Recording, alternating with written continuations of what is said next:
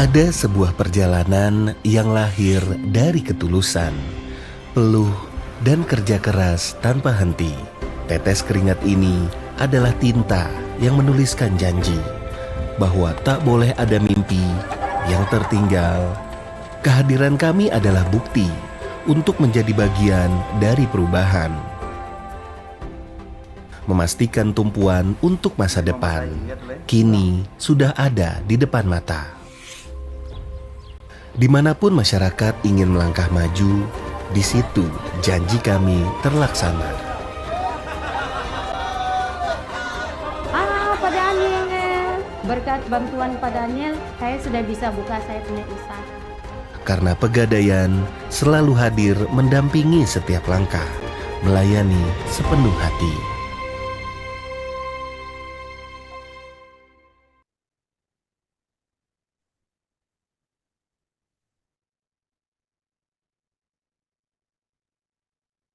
Selamat pagi. Assalamualaikum warahmatullahi wabarakatuh. Salam sejahtera bagi kita semua. Yang kami hormati, Bapak Ferdian Timur Satyagraha, Direktur Keuangan dan Perencanaan Strategi PT Pegadaian, Prof. Amin Wibowo SE MBA PhD, Ketua Umum Aliansi Program Magister Manajemen Indonesia, Profesor Rofiqoh Rohim PhD, moderator kita pada pagi hari ini, Bapak dan Ibu pengurus Aliansi Program Magister Manajemen Indonesia, serta para tamu undangan dan rekan-rekan mahasiswa yang berbahagia. Selamat datang pada webinar nasional Bullion Bank and the Future of Finance, transformasi emas sebagai instrumen keuangan strategis di Indonesia. Saya Arkadia yang akan memandu webinar pada hari ini. Sebelum memulai seminar pagi ini, kita mengundang Bapak dan Ibu untuk menyanyikan lagu kebangsaan Indonesia Raya.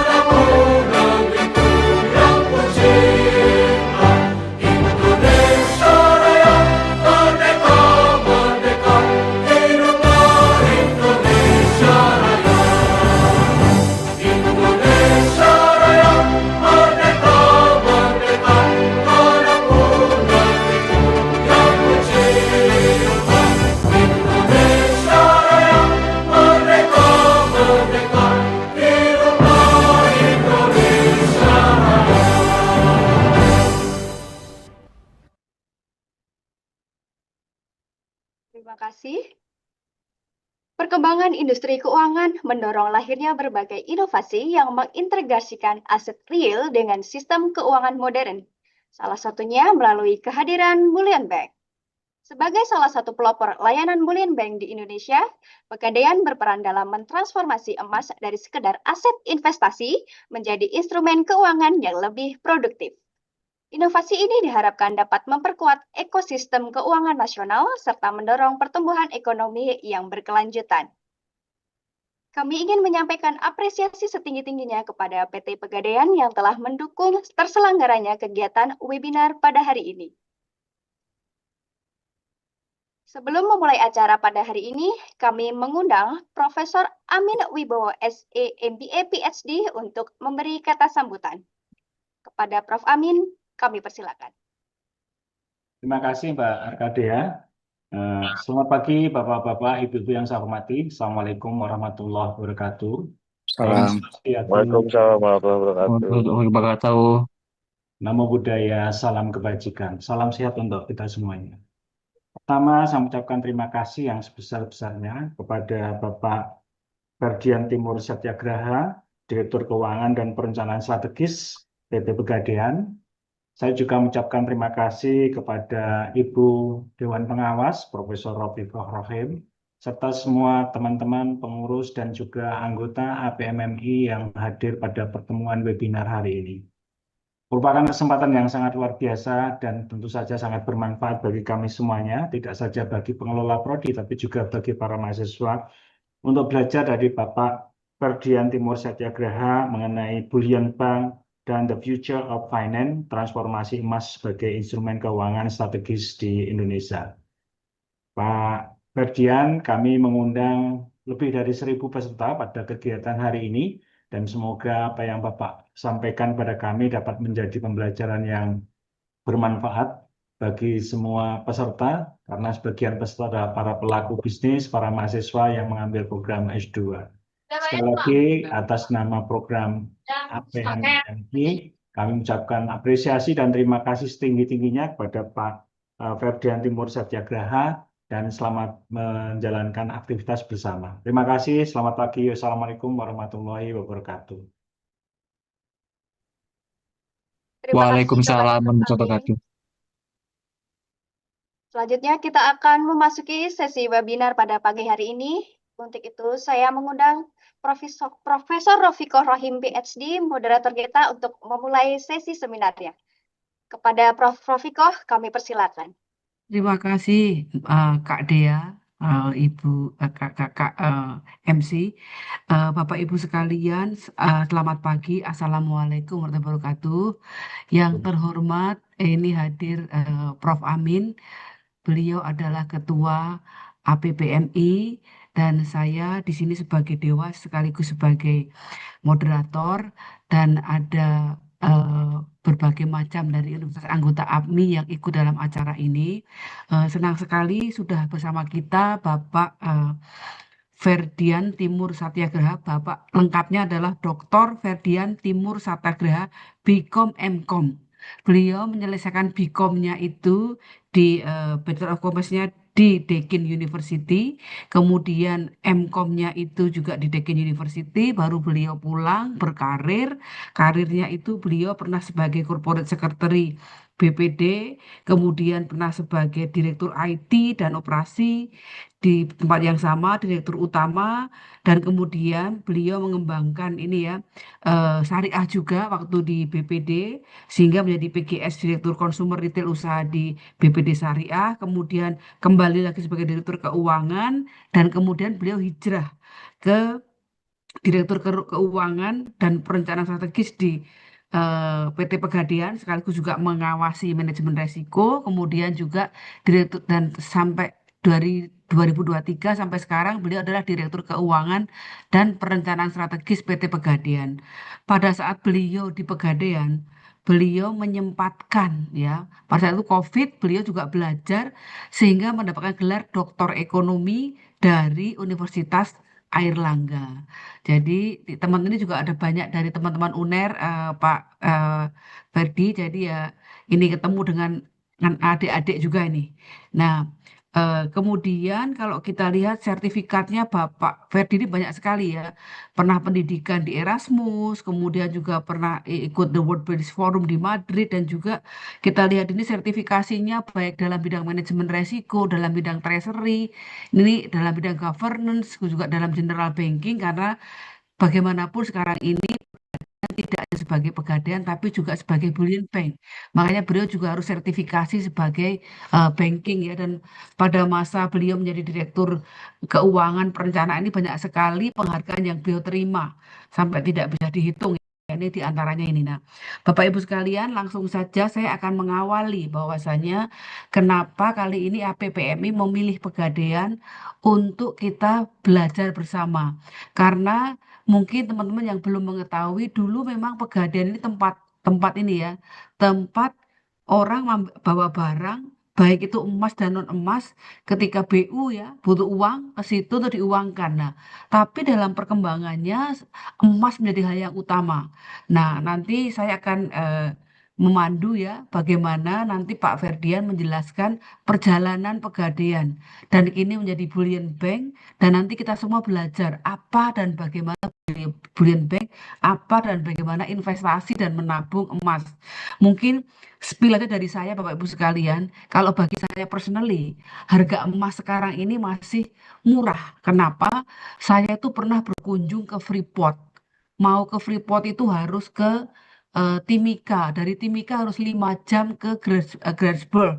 Dari situ kita harus naik ke atas, itu masih harus pakai truk, pakai tram, pakai mobil yang anti peluru. Kemudian kalau ke bawah kita harus gendong oksigen ya. Dan itu kalau tekanan darah Anda lebih dari 120, itu tidak boleh ikut dalam ekspedisi itu. Jadi begitu beratnya, begitu mahalnya.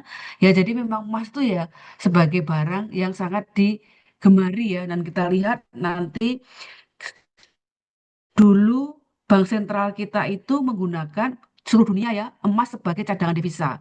Kemudian Bretton Woods Agreement, ayo masih ingat ya Bretton Woods Agreement, teman-teman kan belajar juga nih ekonomi makro, berubah dari emas menjadi dolar. Namun sekarang kita lihat China ini mulai pelan-pelan mengubah cadangan devisanya dari dolar ya dan menjadi emas. Nah ini kenapa? Nah, nanti Pak Ferdian akan menjelaskan kenapa sekarang banyak sentral bank kembali lagi berlomba-lomba mengumpulkan emas. Pak Ferdian, supaya tidak mengambil banyak waktu, saya persilakan Bapak untuk bercerita kepada teman-teman untuk sharing knowledge mengenai bullion bank and the future of the finance. Silakan Bapak. Ya, makasih. Ya, yang saya hormati Profesor Rifika Rohim selaku pengawas terkait dengan aliansi program Magister Manajemen Indonesia. Ada Pak Profesor Dr. juga Pak Amin Wibowo tadi selaku Ketua Umum Aliansi Program Magister Manajemen Indonesia. Rekan-rekan pengurus Aliansi Magister Manajemen Indonesia dan semua yang hadir ya, saya lihat ini ada kurang lebih hampir 600 dari mungkin hari ini ditundang 1000 kalau nggak salah disampaikan Pak Amin. Mungkin sebelum ke menjelaskan, pertama-tama eh, pada saat kami memulai Bullion tahun 2022, salah satu yang mensupport adalah Bu Rofikoh ini. Beliau adalah dulu wakil komisaris utama dari BRI. Jadi terima kasih dulu support luar biasanya terkait Bullion Bank bersama Pak Tiko yang juga komisaris utama BRI. Jadi kami disupport termasuk ke Undang-Undang P2SK saat itu. Jadi salah satunya terkait dengan eh, usaha terkait Bullion. Mungkin lanjut aja ke materi, next.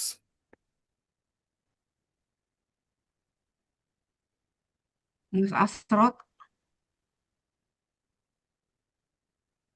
Iya, jadi ini menarik ya tadi seperti disampaikan bullion bank itu bahasa lainnya mungkin bank emas ya.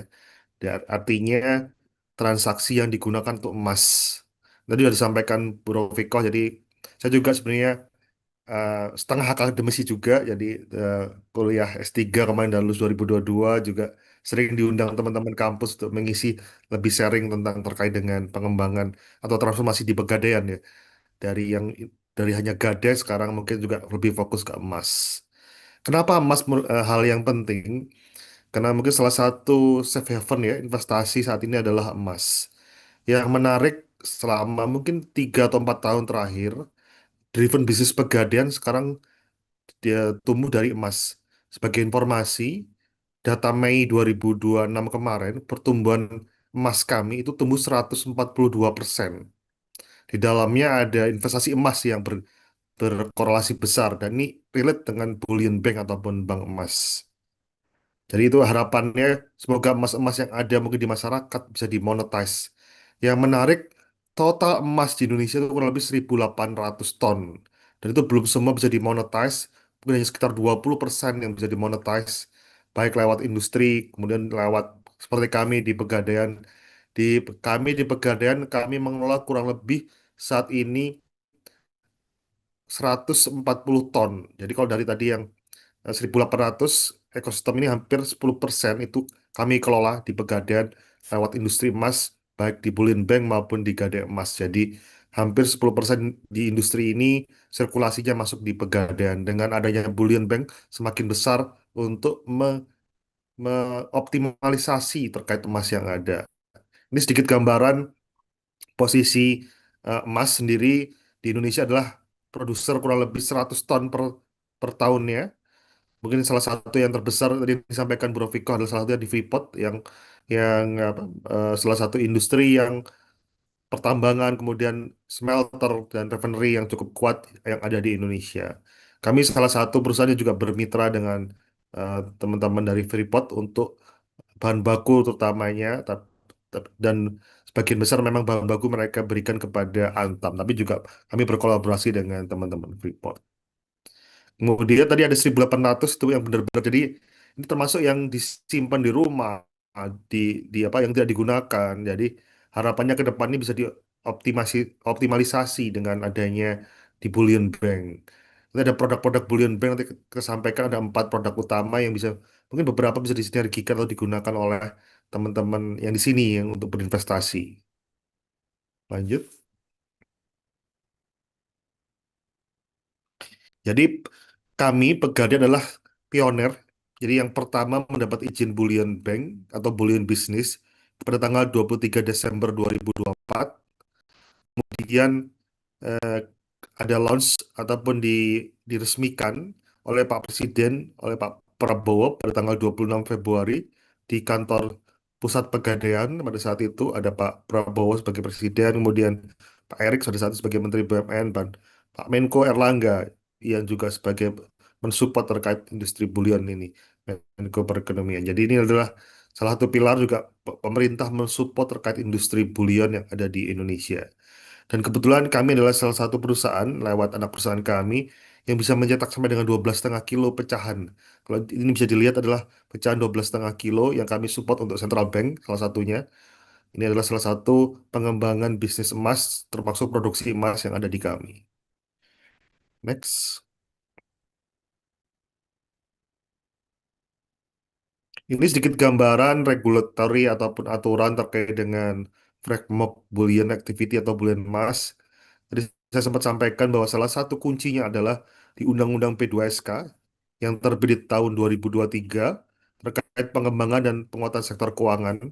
Di situ disebutkan bahwa Bullion Bank memiliki 4 produk utama.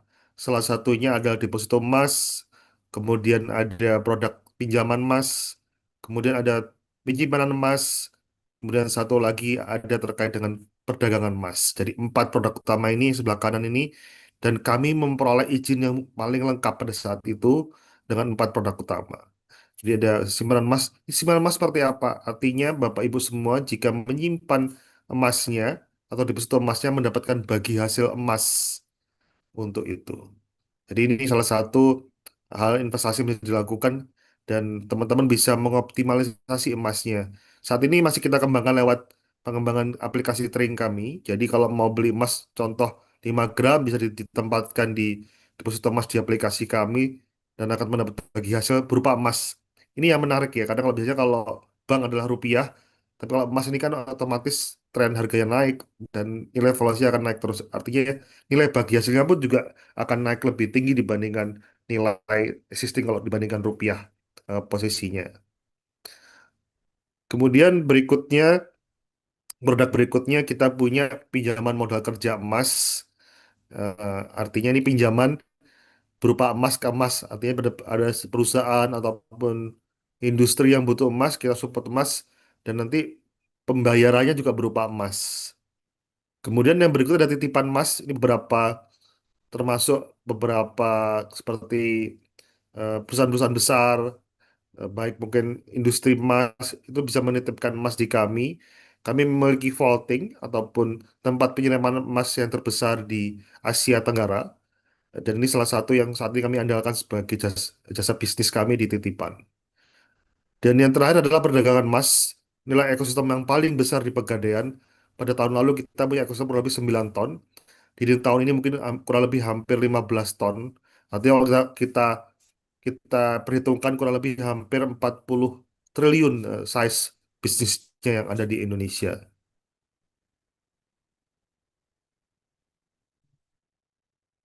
Oke, kemudian ini beberapa hal yang menarik posisinya terkait dengan ekosistem emas. Jadi tren impor saat ini kurang lebih cukup besar dan semoga harapannya ini bisa support ekosistem yang ada di lokal. Kalau di kami industrinya masih di full support dari lokal ataupun ekosistem emas ini sehingga sangat mensupport terkait dengan bisnis ataupun harapan mimpinya menghidupkan atau menggerakkan ekosistem emas yang ada di Indonesia. Ini sebagian besar impor emas batangan kalau dari ini gambaran yang ada di industri ya. Jadi industri tidak hanya kita, jadi ada Hong Kong, Australia, Singapura, Arab dan Cina sebagai dan salah satu produsen terbesar. Indonesia juga bisa mengoptimalkan terkait produksi emas sehingga harapannya bisa mengurangi impor emas yang ada saat ini. Next. Ini gambaran ekosistem emas apa sih yang penting saat ini? Jadi ini ada beberapa ekosistem. Pertama ada central bank saat ini di sini mungkin Bank Indonesia, ada market exchange, kemudian ada trading clearing house, ada regulatory saat ini di OJK. Kemudian yang baru terbentuk kita punya asosiasi terkait dengan bullion namanya Indonesia Bullion Market Market Association ataupun IBMA. Ke, kemudian posisinya ini posisi yang tadi produk yang ada 4 produk. Kemudian yang beberapa yang penting adalah miners, pertambangan, kemudian refinery,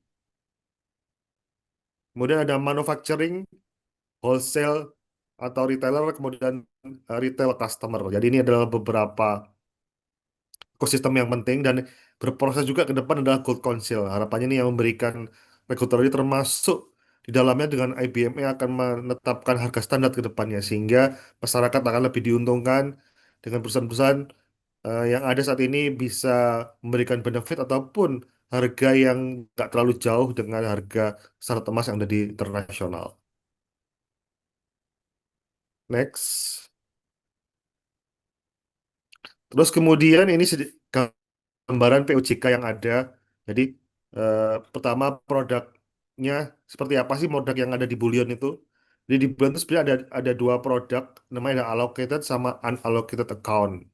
Kalau allocated ini adalah emas yang kembali harus sama exactly dengan emas yang dititipkan. Artinya ini emas ke emasnya harus sama. Sedangkan yang di tabungan emas atau deposito emas itu unallocated account. Jadi emasnya harus kembali dengan nilai yang sama. Jadi kalau nilainya 1 kilo diganti dengan 1 kilo dengan produk mungkin kalau itu Galeri 24 atau Antam dikembalikan dengan produk yang sama. Tapi kalau yang mulia ini jika dia beli setahun yang lalu ya produk emas itu yang 1 tahun yang lalu. Jangan untuk penggunaannya kalau kita bisa digunakan sebagai simpanan emas tadi yang sampai sampaikan. Jadi dapat apa bagi hasil emas saat ini kurang lebih di 1 sampai dengan 2% ya. Tapi ini harapannya size-nya kan akan naik lebih tinggi jika harga emasnya naik. Kemudian di sebelah kanan ini adalah perdagangan emas. Tadi yang saya sampaikan bahwa ada transaksi emas antar perusahaan emas, kemudian ataupun kita support terkait dengan perdagangan emas dengan perusahaan. Dan ini size volumenya cukup besar. Apa bedanya transaksi emas bullion dengan transaksi biasa? Di emas bullion yang diatur adalah 500 gram ke atas, transaksi size dengan 500 gram ke atas. Dan posisinya ini akan mensupport terkait industrinya terutama yang akan industri yang cukup besar untuk mensupport terkait dengan transaksi perdagangan emas yang ada di bullion. Tadi kemudian juga allocated account, ini yang tadi penitipan emas, ini bisa bersifat korporasi, jadi kami juga dapat dari ICDX ataupun bursa emas itu sampai dengan 3 sampai dengan 5 ton posisinya. Ini sedikit gambaran yang lain, posisi next.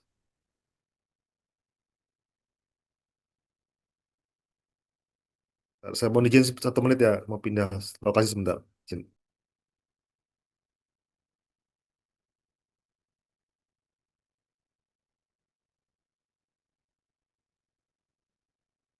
Mohon yang mau sudah punya pertanyaan dituliskan di chat ya. Nanti pertanyaan yang relevan yang akan dipilih.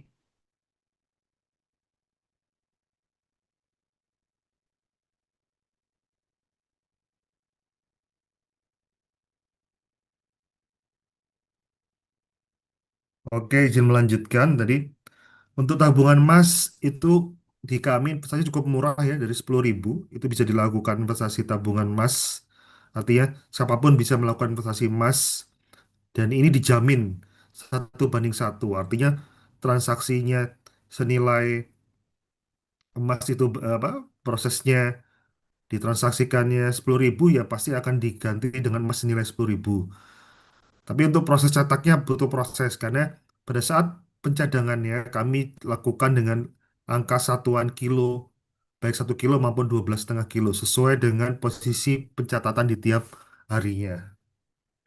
Dan yang menarik adalah pada saat transaksi itu bisa didepositokan, bisa dijual, maupun bisa digadaikan. Kami juga punya ATM emas. Saat ini lagi dikembangkan, sudah ada 3 sampai dengan 4 ATM emas di Jakarta. Nanti di tahun ini kita akan kembangkan di seluruh wilayah yang ada di Indonesia, sehingga teman-teman kalau butuh fisik bisa langsung ngambil di ATM emas kita sesuai dengan nilainya, baik 1 gram sampai dengan 100 gram yang paling besar. Oke, next.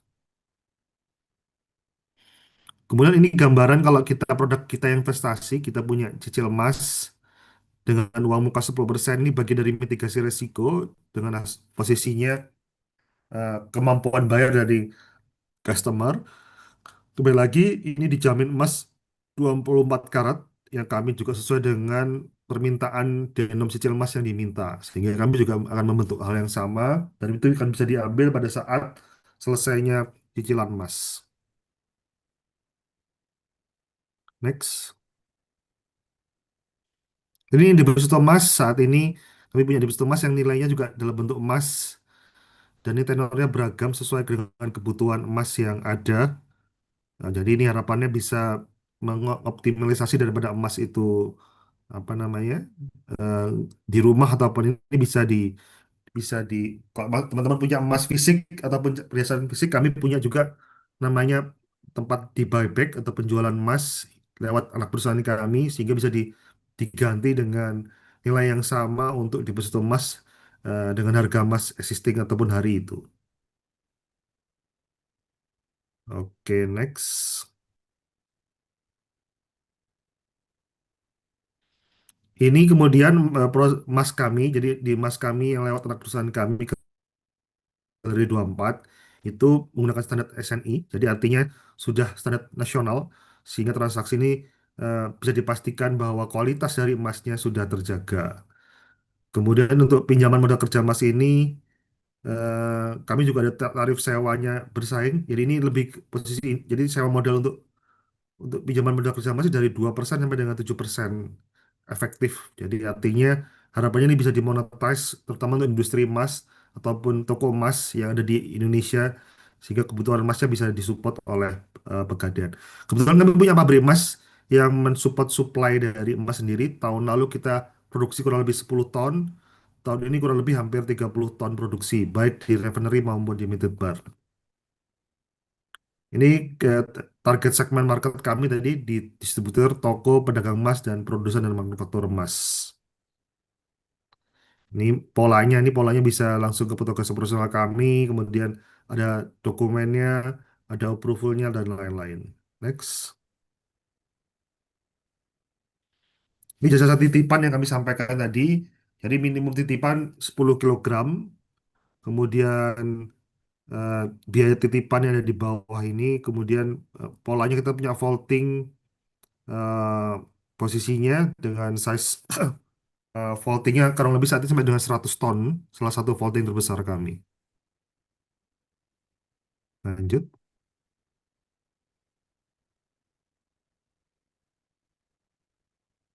next. Nah, kemudian yang menarik juga masih dapat bisa dioptimalisasi termasuk untuk pembiayaan porsi haji ataupun religi ya. Jadi bisa bisa porsi haji, bisa kalau yang teman-teman Hindu bisa mungkin ke Gangga ataupun yang lain. Eh, jadi ini bisa digunakan untuk porsi haji, umroh maupun wisata religi di masing teman-teman dengan posisi ini pembiayaannya dalam bentuk emas sehingga ada uang muka ataupun teman apa namanya standar emas yang digunakan di awal untuk haji, umroh maupun wisata religi. Kemudian ini beberapa produk emas kami, Gade Emas, Gade Tabungan Emas, Gade Titipan Emas, kemudian juga ada Gade Emas sendiri. Next. Saat ini Tring ini baru launching di dalam 8 Oktober 2025 atau kurang lebih di 9 bulan yang lalu ya. Itu nasabah langsung kurang lebih di 5,2 juta nasabah. Kemudian ada transaksi emas tadi, untuk OSL transaksi emasnya ada 4,6 triliun dalam waktu 7 bulan. Kemudian jumlah transaksi yang kurang lebih di 23,6 juta. Dan yang menarik ini proporsi paling besar hampir 70% adalah Gen Y dan Gen Z. Jadi ini apa sudah bertransformasinya Gen Y dan Gen Z, dan jarak antara Gen Y dan Gen Z tidak beda jauh. Artinya Gen Z mengalami transformasi investasi yang luar biasa, terutama terkait dengan emas yang ada di Tring ini. Next. Ini tadi sedikit gambaran proses ATM emas, jadi bisa lewat aplikasi kami. Ini proses termasuk genomnya dan teknisnya. Jadi kami siapkan posisinya di saat ini di 3 tempat ya. Di BRI sebagai holding kami, kemudian kami di Pegadaian dan di Galeri 24. Jadi dan kemudian ke depannya di semua kanwil kami akan disediakan terkait dengan ATM emas. Tadi kembali lagi yang menarik, posisi Tring ini cukup 10.000, jadi bisa investasi dari hal dari mudah, daripada uang dipakai buat hal yang konsumtif, mungkin bisa dialokasikan sebagian untuk investasi di emas.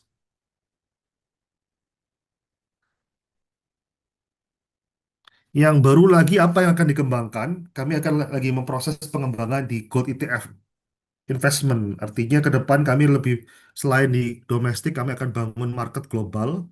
Ini lagi proses eh, di perizinan di OJK. Harapannya ini jika berjalan, nanti transaksi emas global kita bisa mensupport terkait dengan underlying emasnya. Artinya jika ada kebutuhan bullion market deal internasional, tiap hari butuh 1 ton, 2 ton, kami akan bisa support underlying emas lewat pabrik kami. Dan pabrik kami akan kami tingkatkan terus produksinya. Dari tahun lalu yang 10 ton, harapannya tahun ini di 30 ton. Dan ke depan menjadi market leader untuk ekosistem emas, baik sebagai emas batangannya yang saat ini nomor 2 setelah Antam. Harapan kami juga market leader di Indonesia untuk emas Galeri 24-nya sendiri. Ini gambaran market yang ada di capital market terkait dengan ekosistemnya sendiri. Ada 20,3 juta investor posisinya across domestic maupun foreign. Dan majority ini adalah family office dan bullion bank. Artinya size volumenya sekali transaksi mungkin per hari bisa 1 sampai dengan 2 ton.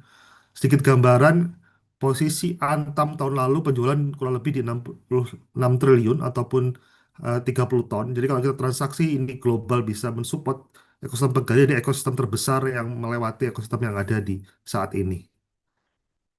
Saat ini untuk respondennya terkait produk ini sudah ada 515 individu dan 67 dana, baik dapen, asuransi, efek, dan lain-lain yang bersiap jika di launch dari Pegadaian, mereka akan langsung mengambil posisi kerjasama dengan eh, Pegadaian.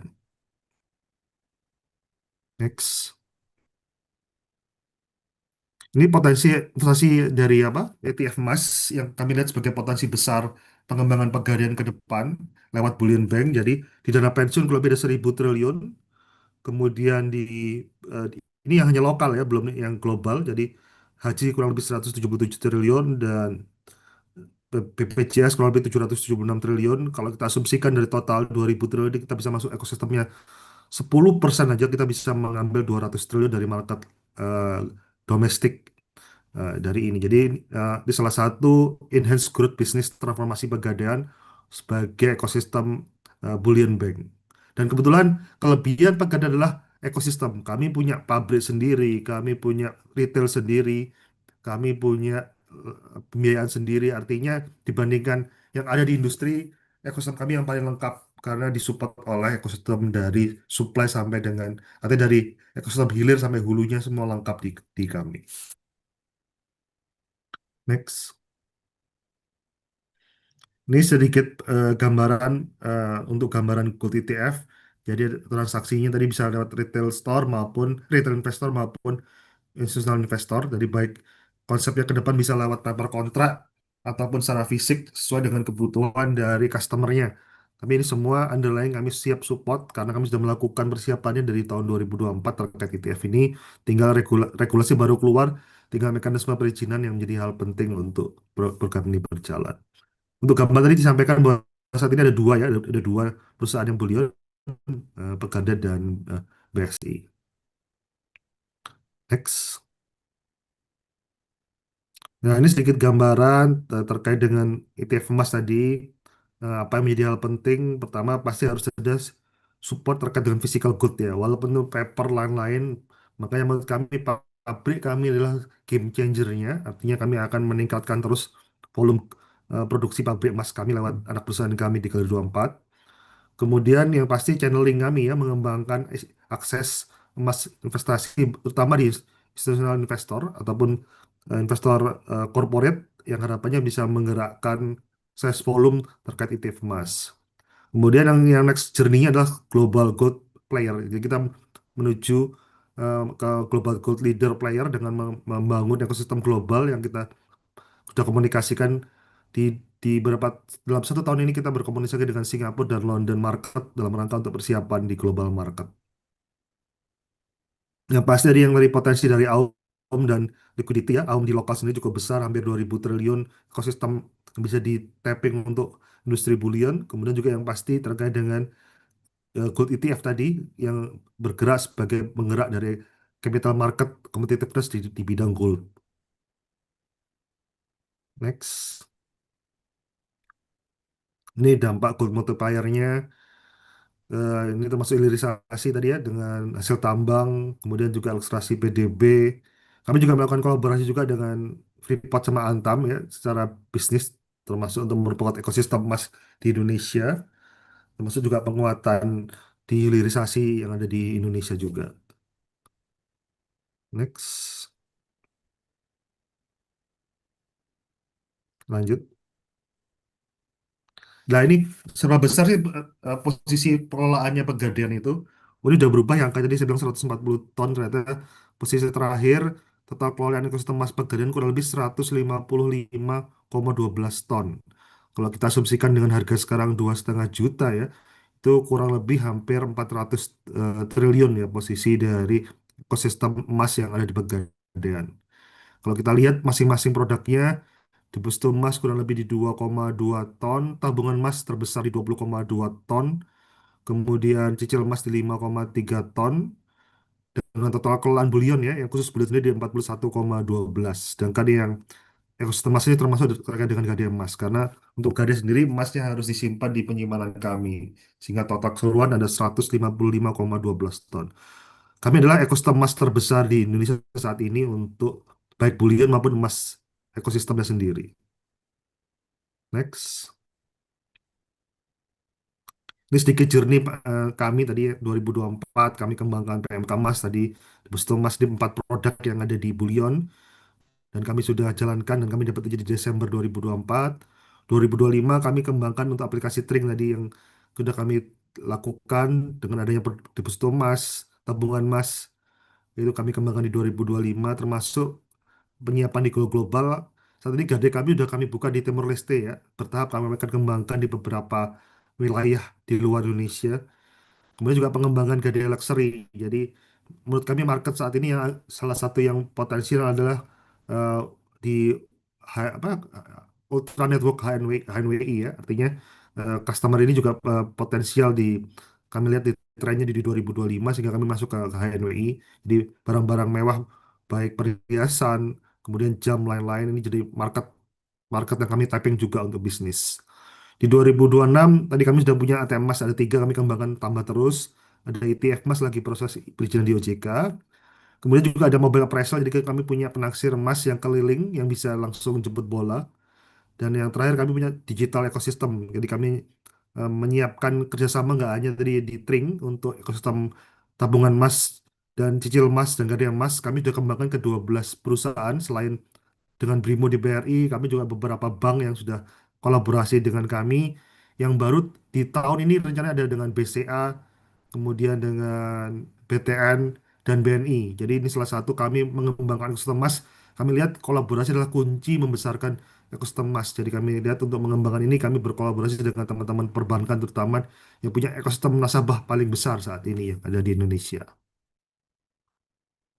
Next. Ini sedikit gambaran journey kami untuk Bullion sendiri. Jadi kita lagi memperkuat tadi yang Galeri 24, meningkatkan kapasitinya termasuk refinery-nya. Dan kami lagi harapan berproses untuk mendapat sertifikasi London Bullion Market Association. Harapannya produk kami bisa dijual global dengan sertifikasi global emas yang kami peroleh eh, ke depan.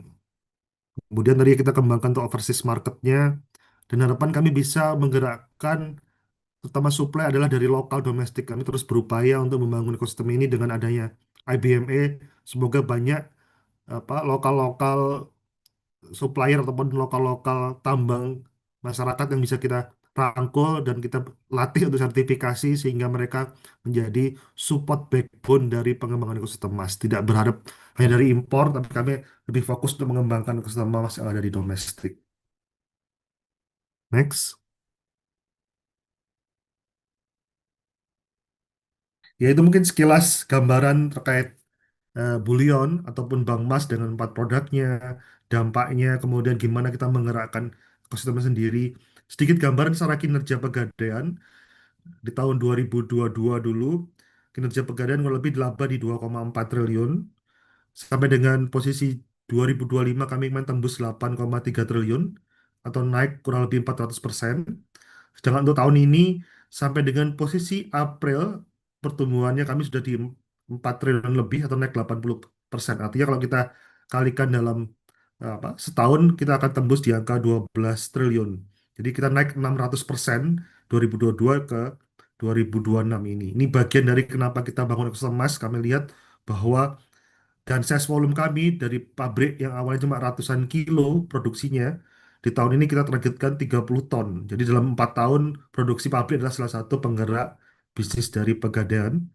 Sehingga ini yang membangun kemandirian emas dan kami ini yang menarik, kami full support dari domestik. Jadi kami tidak menggunakan impor karena misi utama kami menggerakkan ekosistem emas yang ada di Indonesia. Itu mungkin sekilas sedikit gambaran terkait dengan posisi Pegadaian. Mungkin terkait pertanyaan, bentar, bentar.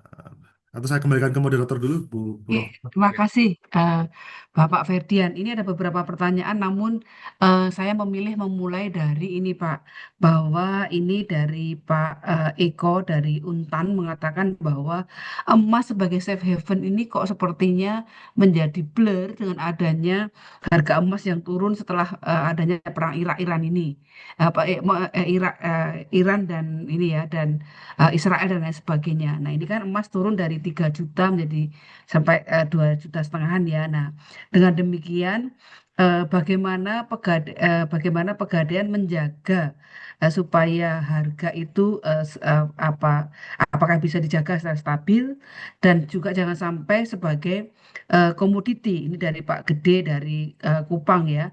Nah, sehingga bagaimana Pegadaian juga mendidik kepada masyarakat supaya emas ini juga jangan sebagai spekulasi dari Ibu Monik UKSW dan sehingga akhirnya apakah perlu ada hedging dari Pak Mulyanar USK? Mungkin itu dulu Pak, karena ini Ya, menyambung pertanyaannya. yang menarik ya.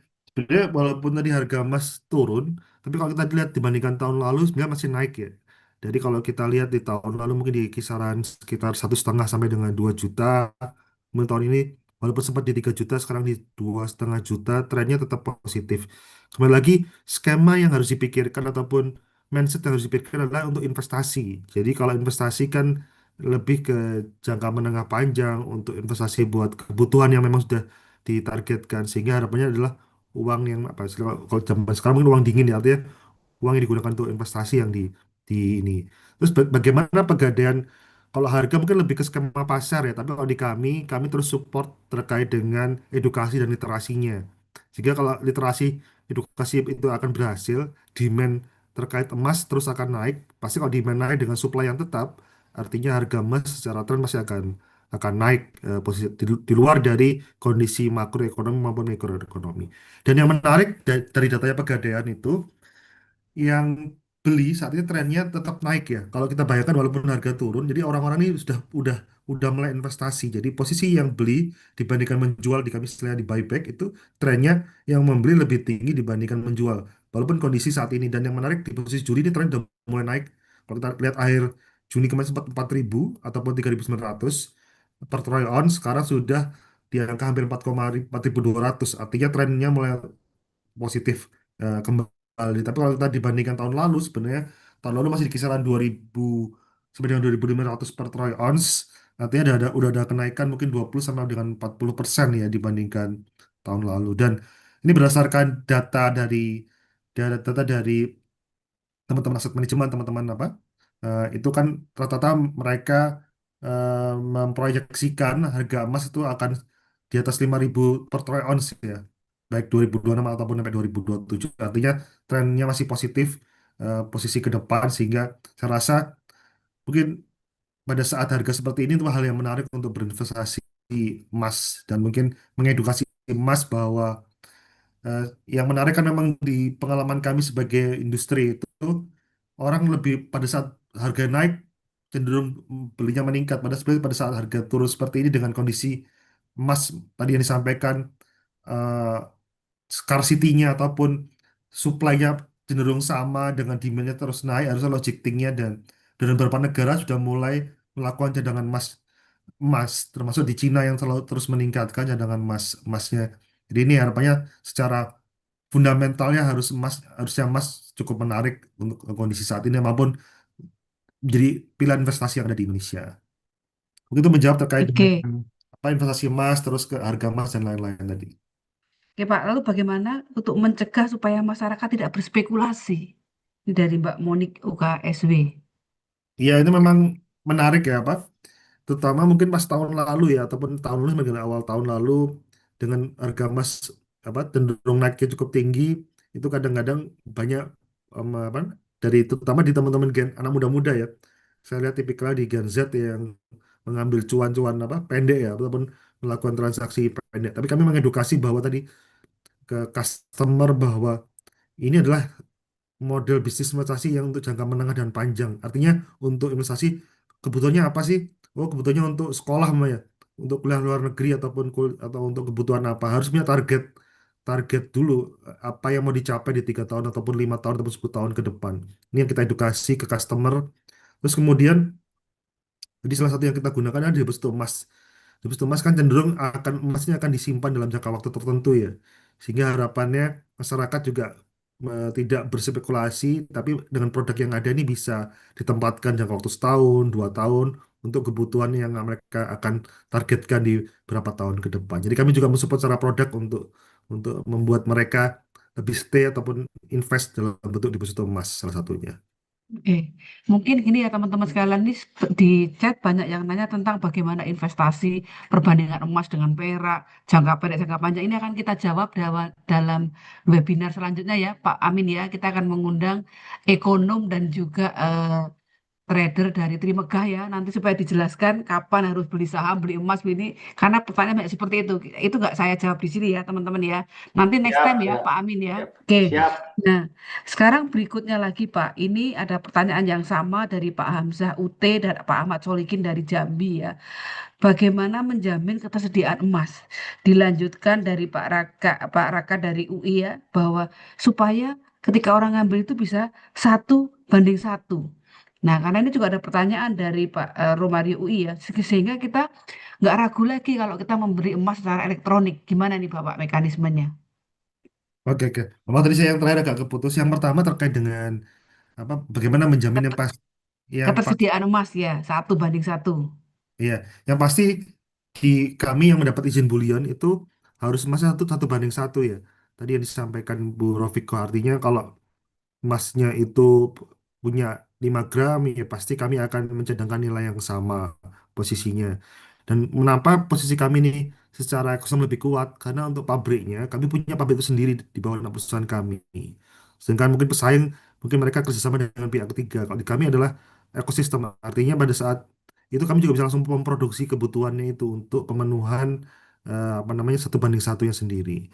Sehingga secara risiko termitigasi Dan ini juga bagian dari regulasi untuk izin bullion sendiri. Artinya sarannya saya mungkin menggunakan investasi yang mendapat izin bullion ataupun bank emas yang ada di Indonesia ya. Karena ada beberapa fintech yang punya produk yang serupa, tapi mereka nggak punya izin dan kadang-kadang posisinya nggak satu banding satu mungkin. Jadi itu dipastikan lagi untuk yang sudah berinvestasi di apa di luar dari bullion. Oke, jadi ini ya Pak ya, nggak usah khawatir ya kalau misalnya tabungannya Betul. elektronik nanti mau mengambil pasti dapat fisik emas fisiknya ya. Oke, Iya. kemudian pertanyaan berikutnya ya Pak, ini ada beberapa dari teman, kan penambang emas itu nggak hanya kita bicara Freeport, bicara yang gede-gede ya Pak ya, tambang Hmm. timah atau Antam dan seterusnya. Nah ini bagaimana ada dengan banyaknya penambang-penambang lokal? Apakah itu juga dijadikan sebagai wahana dan kalau memang ini bagaimana menjaga kemutuannya? Terima kasih. Ya, ini yang menarik memang apa? Yang pasti saat ini kami berkolaborasi yang besar memang masih dengan corporate ya, apa? Dengan corporate swasta terutama karena memang kalau yang Freeport mungkin cenderung mensupport apa di Antam ya. Dengan untuk yang lokal ini kami berkolaborasi dengan beberapa termasuk dengan industri kami punya namanya IBME ya, Indonesia Bullion Market Association yang membantu untuk mereka untuk mengambil sertifikasi. Salah satunya sertifikasi terkait SNI, kemudian izin terkait dengan apa? Izinnya lengkap ataupun bukan ilegal. Sehingga pada saat mereka punya sertifikasi SNI, itu otomatis kita bisa mengambil emas yang ada di lokal lokal apa? Lokal tambang ataupun lokal supplier yang ada. Sehingga edukasi ini yang penting dan kami selain berbisnis tadi yang membangun ekosistem emas juga kami melakukan edukasi lewat dan kebetulan beberapa pengurus dari direksi kami ada beberapa yang menjadi bagian dari IBMA ya, Indonesia Bullion Market Association untuk mensupport terkait dengan ekosistem lokal, terutama dengan tambang-tambang lokal yang ada di Indonesia untuk minimal memiliki sertifikasi ataupun SNI sehingga bisa mendapatkan izin secara nasional untuk mensupport Jadi izin ya Pak ya, yang pertama ya harus legal ya. emasnya sendiri. Oke, ini ada beberapa pertanyaan lainnya ya Pak. Ini juga sebenarnya teman-teman tuh yang awam pengen tahu. Hadirnya Tring ini juga teman-teman marketing mengatakan banyak sekali platform yang lainnya. Lalu apa value propositionnya dibandingkan dengan platform lainnya? Kan yang lain juga menawarkan juga kan. Dan setelah kita nanti download, kita bisa menabung dan lain sebagainya. Tadi sudah dijawab bahwa pasti akan dapat fisiknya. Tapi bagaimana kehadiran ATM emas di Indonesia ini? Apakah juga ini karena banyak teman dari luar Jawa, Pak, itu kira-kira kapan planningnya ada? Supaya apa tenang ya kalau ada ATM emasnya dan pecahannya berapa saja dan kalau kita untung rugi itu apakah dari harga atau apakah itu dari bagi hasil kemudian bagaimana ini ya kaitannya dengan kalau pajaknya itu apakah final atau seperti apa ini banyak yang teknis nih Pak silahkan Bapak. Iya, ya, makasih ya. Ini kayak banyak investor ya, Bu Rafiko. Jadi, belajar untuk investasi emas, yang pasti tadi untuk trading kan mulai 10.000 ya. Kalau komputer lain mungkin jauh lebih lebih besar ya. Artinya propositionnya artinya semua bisa untuk investasi di emas. Terus kemudian kami punya produk tadi deposito emas. Kayaknya nggak kayak yang baru dapat izin salah satunya kami ya untuk deposito emas. Yang lain masih belum dapat izin. Artinya masih bisa dimonetize untuk bagi hasil emas yang posisi yang kedua. Jadi terus yang menarik kami juga punya harga yang kami rilis di aplikasi juga. Jadi bisa lihat tren apa posisi harganya emas ini kita update terus sesuai harga ya kami sambungkan dengan Kitco di Gold. Artinya harga kami juga kompetitif sehingga posisi jual belinya lebih tipis ya dibandingkan yang ada di industri. Kalau sedikit gambaran mungkin tadi di industri mungkin di atas 5%, kami jauh di bawah itu. Artinya kami di range 2%. Jadi artinya customer diuntungkan tuh kalau pada saat harga naik pasti akan merasakan kalau naiknya 15% mau dijual masih 13% atau 12% untung. Tapi kalau di tempat lain mungkin keuntungan jadi tergerus karena posisi buybacknya lebih rendah. Jadi either mau dimonetize tadi untuk di Postomas ataupun gade lain ataupun bisa dijual dengan posisi buyback yang lebih menarik dibandingkan yang ada di industri ya. Dan yang paling penting kami mendapatkan izin bullion, artinya secara keamanannya itu eh, pasti satu banding satu sehingga investor bisa percaya bahwa secara risk management udah cukup baik. Gitu. Di mute ya Bu Rafiko. Si.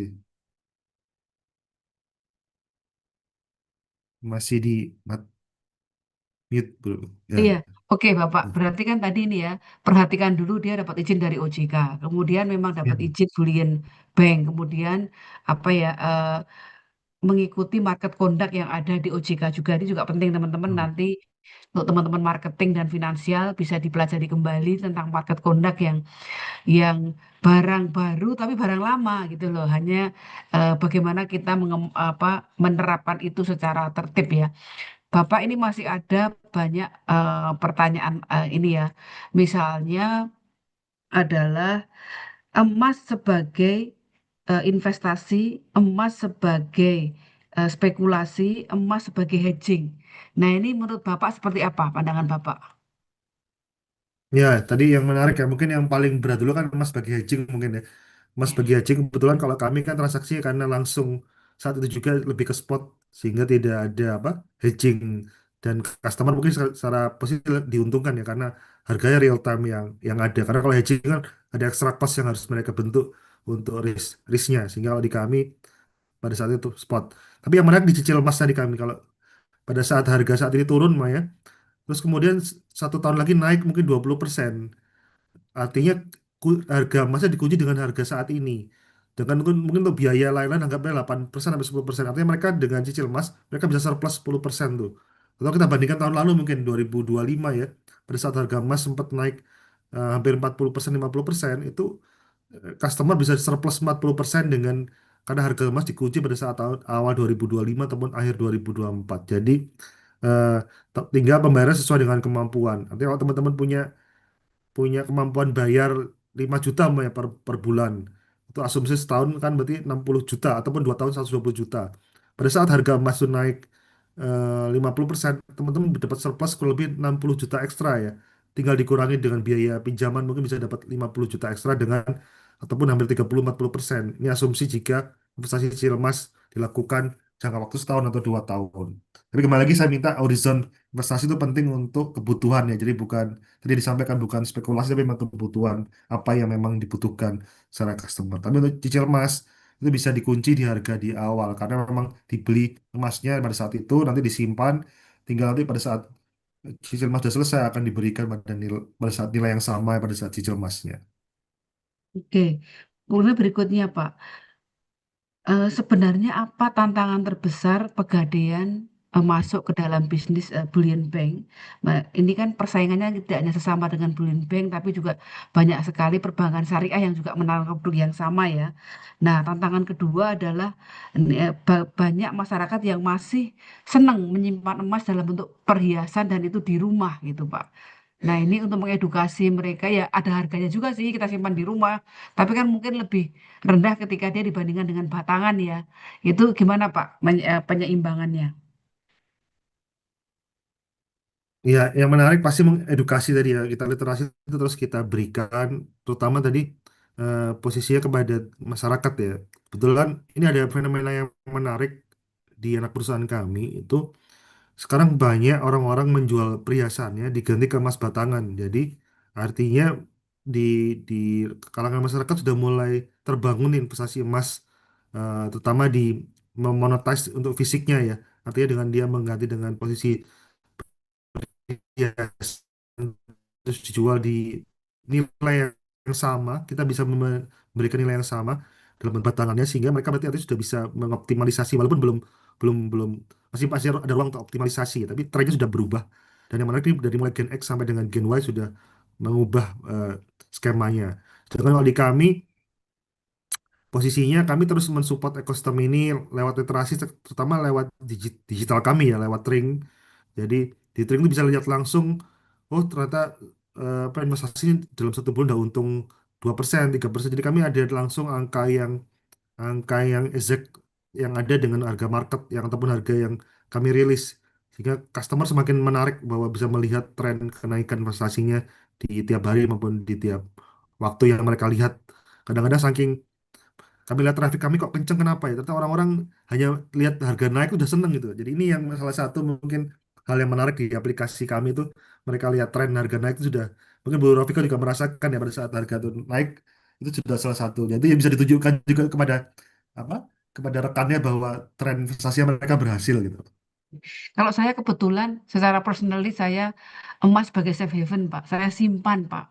Dan saya belinya emas Iya. batangan. Jadi nggak, saya tidak, tapi Betul. anak saya itu Iya. ini 10.000 beli, 10.000 beli. Ya itu ternyata kalau yang seperti itu dilihat terus harga itu. Iya, betul. Nah, ini mungkin nanti teman-teman yang marketing bisa penelitian ya, membedakan bagaimana orang itu membeli emas untuk safe haven untuk ke depan nanti, mana yang untuk trading, mana yang beli dari kecil-kecil. Nanti mohon bisa di riset ya teman-teman ya. Ini sudah dapat banyak topik nih di sini nih. Oke, mungkin saya mengundang dulu Prof. Amin. Mohon disampaikan pertanyaan titipan dari teman-teman pengawas atau teman-teman pengurus. Monggo silakan. Terima kasih Prof. Opi, terima kasih juga Pak Ferdian atas kesempatan yang luar biasa diberikan kepada kami di APMMI. Banyak sekali pertanyaan yang tentu saja keingintahuan yang luar biasa terhadap bullion bank ya, karena ini sebagai salah satu hal yang baru. Karena dulu kalau kita bicara Pegadaian itu awal-awal tahun 1990-an kita sering kerjasama dengan Pegadaian itu lokasinya dekat pasar, lalu kemudian membantu perekonomian para pedagang di pasar. Tapi sekarang kan sudah bergerak ke arah yang sangat berbeda dibandingkan yang masa lalu. Nah, mungkin saya melihatnya dari perspektif dari strategi ya. Eh, tapi saya melihat dari sudut pandangnya Bang Bulian. Dalam konteks industri yang terkait, yaitu banking, karena ini namanya juga bullion bank begitu. Bagaimana positioning dari bullion bank ini di antara sekian banyak pelaku industri perbankan di Indonesia, Pak Ferdian.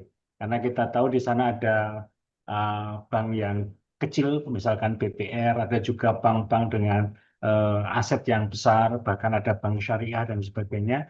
Nah, saya ingin melihat dari perspektif positioning bank ini di dalam industri perbankan seperti apa? Terima kasih Pak Ferdian.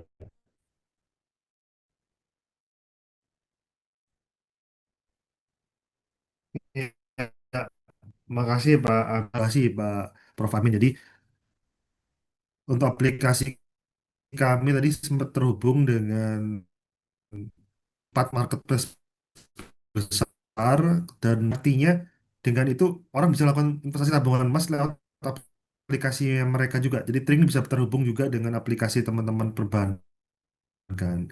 Tapi yang terpenting, kami memperkuat ekosistem kami. Artinya, emas ini kan harus ada fisiknya ataupun harus mencatatkan emas senilai yang sama. Jadi walaupun transaksi di Brimo, di OCBC dinyala, ataupun di nanti ke depan di apa, di BCA Mobile atau kemudian di Wonder, itu masih akan kami support secara fisik. Karena yang mempunyai izin secara ekosistem adalah Pegadaian untuk yang saat ini, dan kebetulan kami punya pabrik emas under anak perusahaan kami, sehingga secara risiko aset liabilities match-nya akan termitigasi. Artinya jika ada hari ini tiba-tiba ada 100 kilo kayak kejadian di Cina kemarin itu kan, itu sempat di Januari itu permintaan emas cukup besar Pak Prof. Amin. Jadi sehari kadang-kadang bisa ada 200 kilo, 300 kilo. Di hal yang sama kami harus menyiapkan itu. Sehingga itu hal yang tadi disampaikan, hal ini yang kita siapkan. Sedangkan kalau di di mitra kami itu posisi yang tadi yang teman-teman perbankan, kami supply kebutuhannya, walaupun juga ekosistem permintaan emas tinggi juga kami support 100%. Ini adalah bagian Bulian juga bergerak bersama dengan teman-teman perbankan ya. Saat ini memang kita kolaborasi dengan bank-bank besar karena memang kami berdasarkan sales volume dulu yang kami kejar, sehingga harapannya nanti menjadi ekosistem besar emas untuk orang investasi emas atau melek emas lebih tinggi lagi ke depan gitu. Ya, terima kasih. Satu lagi ya, Bu Opi ya. Eh, Monggo, monggo. eh, Pak Ferdian, ini kan dulu kita kenal banget sih sama Pegadaian. Generasi saya generasi yang kenalnya Pegadaian. Tapi Iya. sekarang kita berhadapan dengan generasi milenial dan mungkin generasi Z juga semakin banyak. Dan tentu saja kami pengen apa ya? Karena dari sekitar 776 ini lebih dari 700 itu para mahasiswa. Karena pengelola APMM ini cuma sedikit Pak, sekitar 60-an. Jadi mungkin kami ingin ya anak-anak ini, generasi Z ini lebih kenal dekat dengan dengan Bullion Bank.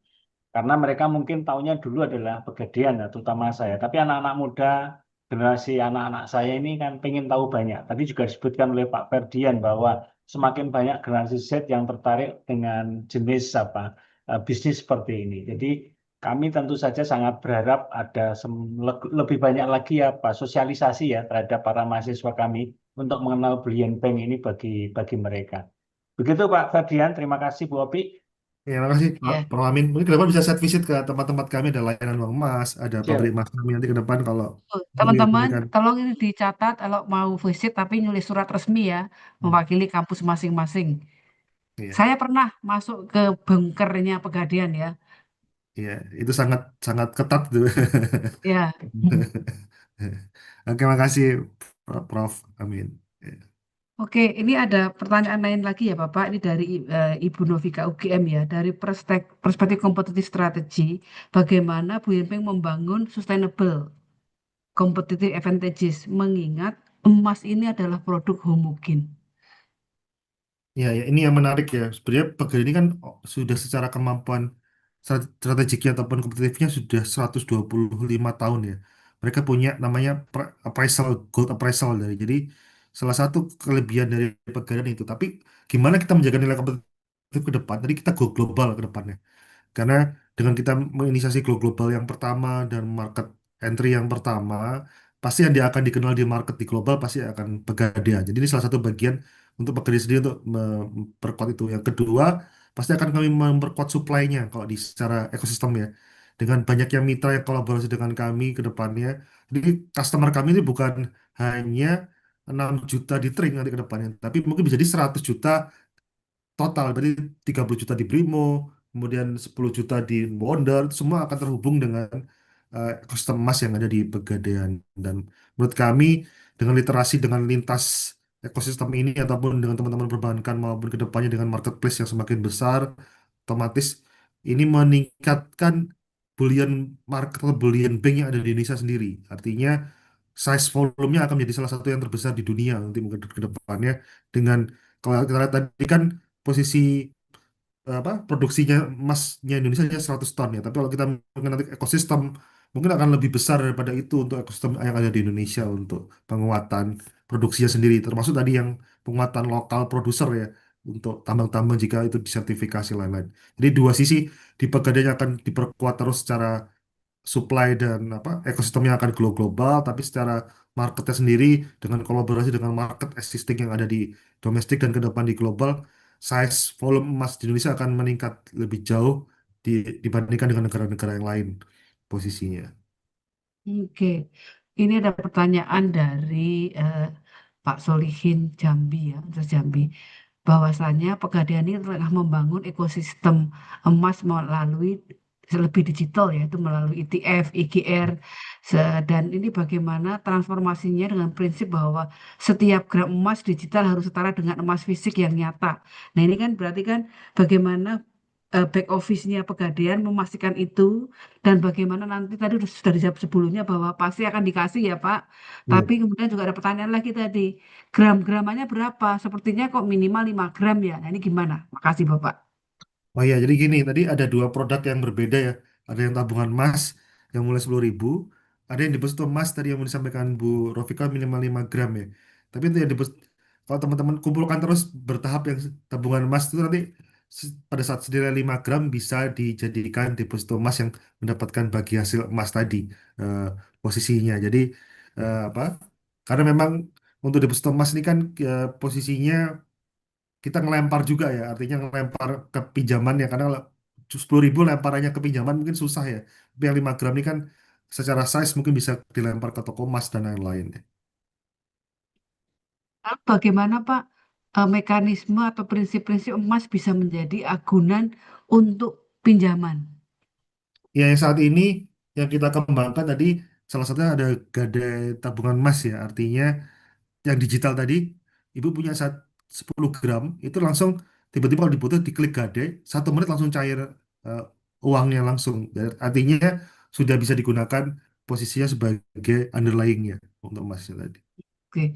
Kemudian Pak, kalau kita sebagai nasabah, baik itu emas maupun tabungan maupun deposito, karena kita melihat harga emas turun naik, apakah nanti juga ditawarkan produk hedgingnya atau tata cara hedgingnya?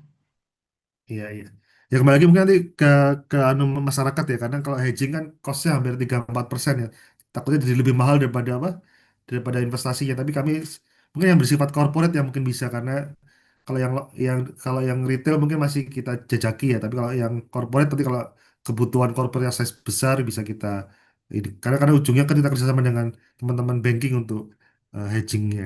Dan itu ada hedging cost yang mungkin buat customer kalau untuk size volume tertentu jadi cost yang cukup besar gitu. Oke. Tapi kami siapkan aja kalau memang ada, kami tetap berkolaborasi dengan teman-teman perbankan untuk Oke, hedgingnya. oke Bapak, ini kemudian juga ada pertanyaan lain ya, eh, dari teman ULM ya. Pegadaian kan bisnisnya kan dulu gade, sekarang Hmm. emas. Bagaimanapun orang tahu pegadaian adalah pegadaian. Bagaimana nanti menyeimbangkan atau fokus core bisnisnya itu tetap pegadaian atau gimana nih Bapak? Ya, ya, ini yang menarik ya, memang apa? Banyak masalah branding dan bisnis model ya. Sebenarnya secara branding memang kita emas, tapi secara bisnis model Gade masih yang terbesar ya. Terutama Gade emas yang kita fokuskan. Artinya kembali lagi untuk yang emasnya pun juga ke Gade yang kita perhiasan emas. Tadi juga terkait apa namanya Gade untuk yang fisik emas, yang apa namanya batangan yang kita kembangkan baru, termasuk yang tadi yang digital, yang tabungan emas juga kita kembangkan baru. Jadi kita kuatkan walaupun gade tapi ekosistem emasnya juga yang kita tingkatkan, baik yang gade apa emas batangan yang kita produk barukan, terus kemudian gade tabungan emasnya juga, artinya ekosistemnya kita tambah, kita tingkatkan lewat ekosistem emas tadi. Tetap ini ya Pak, core bisnis tetap pegadaian ya Pak ya. Betul, cuma kita secara branding untuk lebih gampang untuk apa ekosistemnya kita kuatin di emas. Oke, eh, jadi hari bisnisnya. ini kita membahas pegadaian sebagai bullion bank, tapi teman-teman kalau punya laptop, punya handphone masih bisa digadekan ya Pak ya. Bisa tadi termasuk luxury itu Kak, bapak-bapak punya punya Punya jam tas Hermes boleh ya itu nanti itu. digadekan. Nah itu harganya naik ya Pak ya. Iya. Di daerah di beberapa daerah malah ada apa namanya wisdom, ada hal wisdom juga, artinya contoh kalau di NTT ada apa namanya gading atau apa ya, tapi yang di marketnya memang ada yang cukup hidup, kita kita jalankan juga di daerah-daerah, termasuk batik di Jawa Tengah itu masih ada juga. Hmm, Berarti ini ya teman-teman kalau zaman dulu Pak Amin, nenek kakek saya itu bahkan menggadekan piring, menggadekan kain gitu ya. Apakah saat ini masih ada Pak? Sampai Masih ada, seperti itu. sebagai gambaran kami ada apa namanya gada itu kelas-kelasnya, yang paling paling kecil namanya kita golongan A itu di bawah 500.000 Bu. Termasuk dari apa namanya garpu, sendok satu satu ini bisa dapat 50.000, 100.000 pinjaman itu masih ada. Hmm. Tuh teman-teman jadi yang apa kalau terkendala bayar kuliah itu masih bisa tuh punya apa saja. Nah, kemudian Pak ini juga ada perkembangan ya Pak.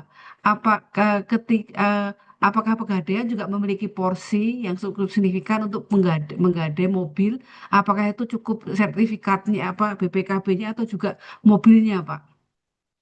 Iya, kalau yang saya tahu mungkin BPKB ya, tapi kalau mobilnya kayaknya ditempatkan di kami kalau nggak salah ya, Pak, untuk yang gade BPKB kendaraan bermotor ya. Tapi di kami ada sih posisinya untuk itu. Selain gade gudang ya, yang ditempatkan di gudang kami. Oke oke.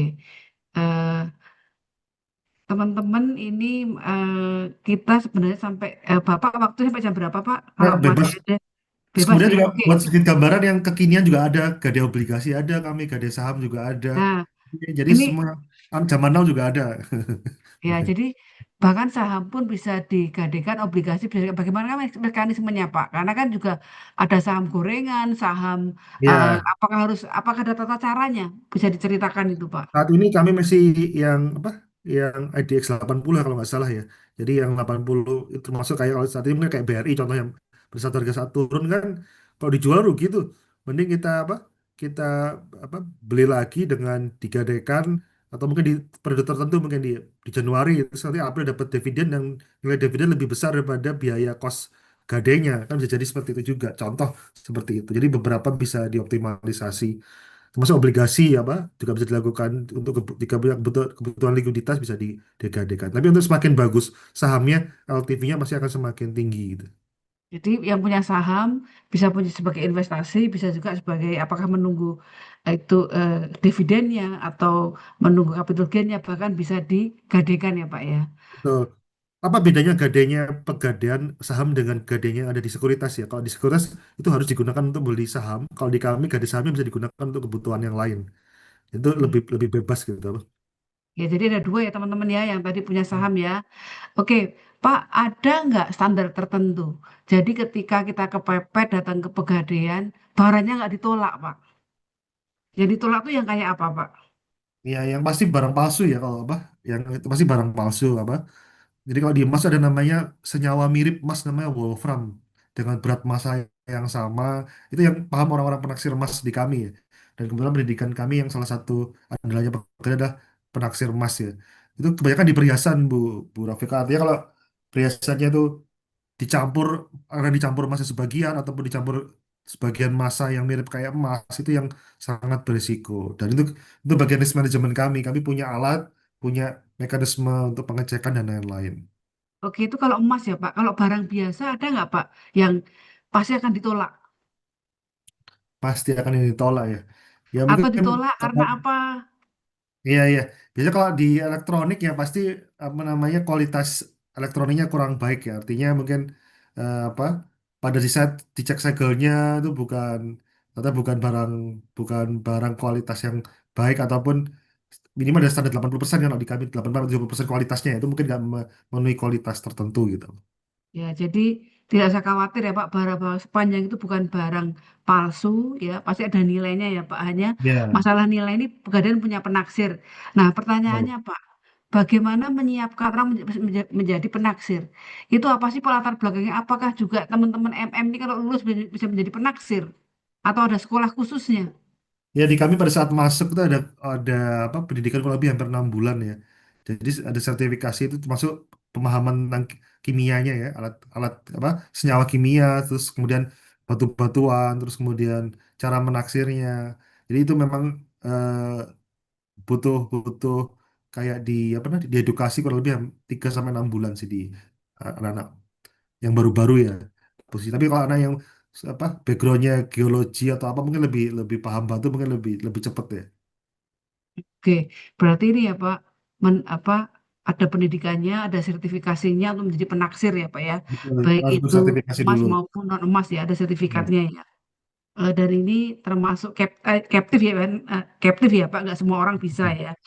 Oke, Bapak tadi disebutkan bahwa masih banyak sekali tabungan emas yang disimpan di rumah. ya, ya Ya, betul. ini kan eh, padahal potensinya tadi besar sekali. Nah, ini bagaimana edukasi tantangannya kepada mereka supaya ya emas ini jangan hanya disimpan di rumah, tapi juga bisa diuangkan, lebih nilainya lebih lagi. Ya, yang pertama salah satu kita punya jasa titipan ya. Daripada risiko disimpan di apa? Di rumah Di berisiko rumah, itu kemudian dititipkan di kami dengan biaya cukup rendah ya. Tapi nanti ke depan tiba-tiba juga dibutuhkan tinggal digadekan. Jika perhiasannya nggak mau dijual ya. Nanti bisa dititipkan nanti di kami sehingga daripada dia simpan risiko yang besar itu bisa digadekan. Tapi berikutnya bisa dikonversi. Bisa dikonversi tadi seperti saya sampaikan bisa ke digitalnya langsung atau ke fisik tabungan fisik ke apa? Fisik emasnya. Jadi silahkan minatnya kemana itu bisa kita arahkan kita edukasi. Tapi tren saat ini memang customer mulai mulai paham edukasi tentang emas dan mereka mengubah minimal ke emas batangan atau sebagian juga dipindahkan sebagai ke tring ya. Langsung langsung di apa? Dikonversi ke emas yang ada di tring. eh, mahal nggak Pak itu Pak fee-nya Pak kalau titip? Titip tuh kurang lebih kalau nggak salah setahun 30.000. Setahun Kurang ya, lebih. Iya, kalau emasnya berkilo-kilo kan tetap 30.000. tetap 30.000 Pak. Iya, Harga fix itunya Pak, iya, fix. biayanya Pak. Ya. Kenapa Pak? Padahal kan kalau fisik gede kecil kan ya keamanannya pasti standar sama, tapi kan masalah tempatnya kan beda Pak. Iya, Apa ini kalau promosi kami lihat gimmick sebagai atau gimana? iya salah satu untuk sebagai kami apa namanya menggerakkan customer kan artinya kan kalau pada saat mereka mulai menyimpan itu juga mereka mulai teredukasi tentang kami kan. Sehingga itu bagian dari kami untuk entry entry ke customer baru gitu. Oke, dan jangan khawatir ya Pak, ada sistem syariahnya juga ya Pak. Ini ada Betul.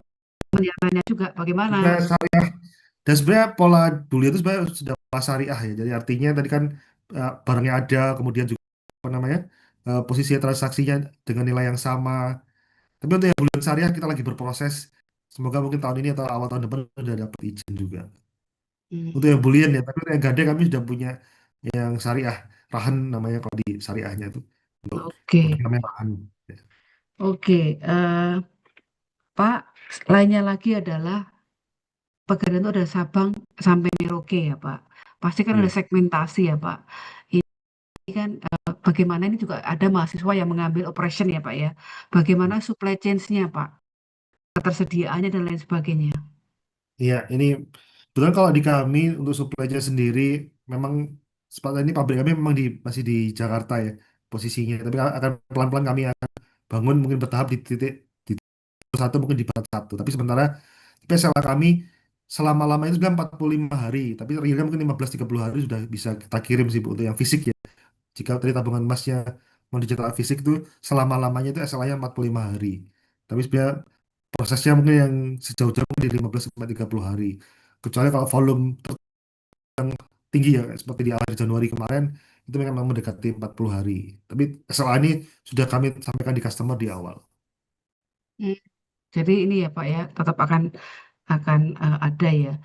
Betul. Lalu Bapak lainnya lagi, kenapa Pegadaian juga masuk ke kafe Pak? Ini bagaimana? Oh iya Itu iya. apakah langsung melenak perusahaan? Terus maksudnya apa sih Pak? Kok masuk ke bisnis Gade Cafe? Jadi sebenarnya kalau kita lihat pertama untuk pengenalan karena muda ya itu mungkin 2018 kita mulai membangun itu. Orang kan image-nya Pegadaian itu kan tadi tuh mungkin image-nya tua di pasar terus hanya orang kepepet. Tapi sekarang kita tuh pingin emas jadi gaya hidup atau gold lifestyle. Dan yang terbaru nanti di kafe-kafe itu juga ada transaksi emas. Kalau kita lihat kan ada teman-teman Generasi 24 juga buka booth di sana. Dan kemudian ada QR code untuk transaksi emas. Jadi kita ubah modeling transaksinya lewat digital. Nanti ada but ataupun ada titik-titik apa digital lewat QR code dan transaksi yang ada emas di sana. Jadi kita ingin bangun gold lifestyle di anak muda bahwa keren loh anak muda sekarang tuh bisa investasi emas dan ini cukup berhasil dengan branding ini. Kalau kita lihat tren di tabungan emas itu hampir 70% adalah Gen Y dan Gen Z. Hmm, Berarti ya Pak, mungkin ada yang malu-malu nih datang ke Pegadaian langsung. Bisa Betul. kunjungi ke kafenya dulu, nanti melipir, baru masuk ke gadenya ya. Jadi Ya, berarti apakah di setiap The Gade itu ada pelayanan itu Pak? sementara ini kita terutama di beberapa yang besar kita ada layanan langsung ada fisik emasnya juga artinya ada galeri 24 tapi beberapa juga ada kayak QR code ya Bu Pak Prof. Jadi yang bisa langsung mengedukasi tentang produk-produk itu di setiap mejanya. Nanti itu akan diedukasi oleh oleh apa namanya teman-teman yang di gerai ke apa Gade Coffee itu untuk mengedukasi gitu. Oh, berarti di Gade Cafe ada officer yang siap untuk menjelaskan ya. Betul, betul. Oke, jadi teman-teman yang nanti di lapangan menemu The Gade, kalau pengen tahu lebih lanjut, bisa datang satu gelas kopi sambil nanya-nanya ya Pak. Iya. Oke, gimmicknya Pak, selain itu, apakah ada kalau beli kopi satu nanya-nanya dapat apa gitu Pak? Jadi Dapat kadang-kadang satu ada titik promo emas atau gitu ya. gimana? Kolaborasi kadang-kadang beli emas dapat kopi juga. Jadi mungkin tapi kebijakan masing-masing terus kita kemas ya untuk edukasi itu untuk ke customer gitu. Oke, teman-teman sekalian, karena ini sudah hampir jam 10.30 dan masih banyak kegiatan lain, karena ini kita dari Sabang sampai Merauke, Pak. Kalau yang di bagian timur kan, ini teman-teman yang di Kupang, itu sudah jamnya Hmm. sudah siang, dan ini pesertanya 786 tadi ya. Eh, Banyak sekali teman-teman terkendala masalah ini, Pak. Masalah eh, sinyal Pak, terutama teman-teman yang Iya. di timur Pak. Ini kebetulan saya di Telkom ini memang PR ya teman-teman ya, bagaimana di Indonesia Timur tuh sinyalnya lebih bagus. Mungkin saat yang terakhir saya mengundang Prof. Amin kembali, apakah perlu hal-hal yang ditegaskan kepada teman-teman, apa yang bisa kita tarik untuk penelitian atau hal-hal yang menjadi pembelajaran dari pertemuan kita dengan Pak Ferdian. Silakan Bapak. Terima kasih Prof. Opi. Betul Prof. Opi, kami tentu saja melihat ini sebagai kesempatan ya, terutama bagi mahasiswa MM, seluruh anggota PMNI terutama untuk lebih mengenal dekat. Mungkin kami memohon kepada Pak Ferdian, dimungkinkan bagi para mahasiswa untuk melakukan semacam immersion atau magang begitu ya, di kantor-kantor di mana Pegadaian atau Bank Bulion ini beroperasi, supaya kemudian tidak saja berhenti pada webinar hari ini, tapi juga kepada aksi yang lebih nyata, supaya kemudian menyebar ke berbagai wilayah di Indonesia, karena kami punya cukup banyak anggota, itu 65 program MM yang ada di Indonesia. Begitu kira-kira Bu Opi, terima kasih. Pak Amin, terima kasih Pak Ferdian, terima kasih teman-teman semua. Hari ini terbetik dalam benak kita bahwa emas itu tidak hanya anting-anting, tidak hanya cincin ya, tapi juga emas batangan, tidak hanya emas fisik, tapi juga ada emas elektronik. Dan sekali lagi Pegadaian tidak meninggalkan core bisnisnya, masih menerima barang apapun yang bernilai, tapi tadi ya ada beberapa restriksi, bukan barang palsu dan lain sebagainya. Dan silahkan yang di tempat terdekat kampusnya ada The Gade Coffee, mampir untuk menanyakan tentang apa dan bagaimana Pegadaian termasuk produknya dan juga mengenai aplikasi Tring ini.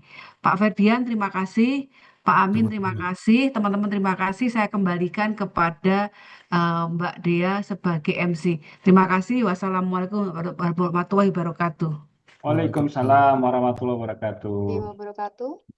Terima kasih kepada Bapak Ferdian atas insight yang sangat menarik dan juga terima kasih juga kepada Prof. Rofiko, moderator kita pada hari ini.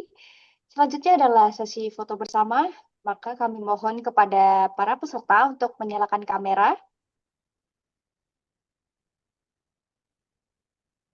Baik, setelah menyalakan kamera, silakan klik pada pop-up notification yang muncul pada layar Anda.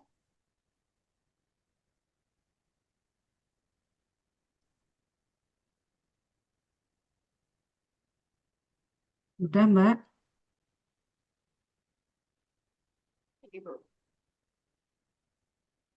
Oke. Demikianlah acara seminar kita pada hari ini. Kami berterima kasih kembali kepada PT Pegadaian atas dukungannya pada kegiatan hari ini. Semoga kolaborasi ini dapat terus berlanjut dan memberikan manfaat bagi masyarakat. Dan juga terima kasih atas kehadirannya untuk para peserta. Sekian, saya Arkadea, pamit undur diri. Salam sehat selalu. Terima kasih. Terima kasih. Terima Terima kasih Pak kasih, Ferdian. Rofiko. Selamat aktivitas. Terima kasih teman-teman. Terima kasih semuanya. Makasih Ibu, Bapak. Izin live.